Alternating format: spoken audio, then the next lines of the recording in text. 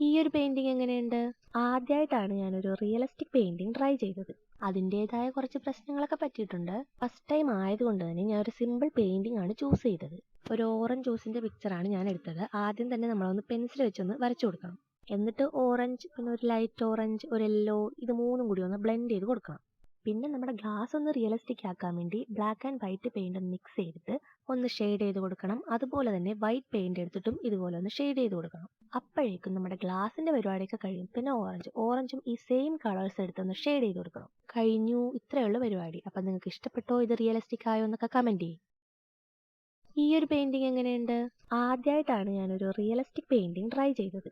അതിൻ്റെതായ കുറച്ച് പ്രശ്നങ്ങളൊക്കെ പറ്റിയിട്ടുണ്ട്. ഫസ്റ്റ് ടൈം ആയതുകൊണ്ട് തന്നെ ഞാൻ ഒരു സിമ്പിൾ പെയിന്റിംഗ് ആണ് ചൂസ് ചെയ്തത്. ഒരു ഓറഞ്ച് ജ്യൂസിന്റെ പിക്ചറാണ് ഞാൻ എടുത്തത്. ആദ്യം തന്നെ നമ്മളൊന്ന് പെൻസിൽ വെച്ചൊന്ന് വരച്ചു കൊടുക്കണം. എന്നിട്ട് ഓറഞ്ച്, പിന്നെ ഒരു ലൈറ്റ് ഓറഞ്ച്, ഒരു യെല്ലോ, ഇത് മൂന്നും കൂടി ഒന്ന് ബ്ലെൻഡ് ചെയ്ത് കൊടുക്കണം.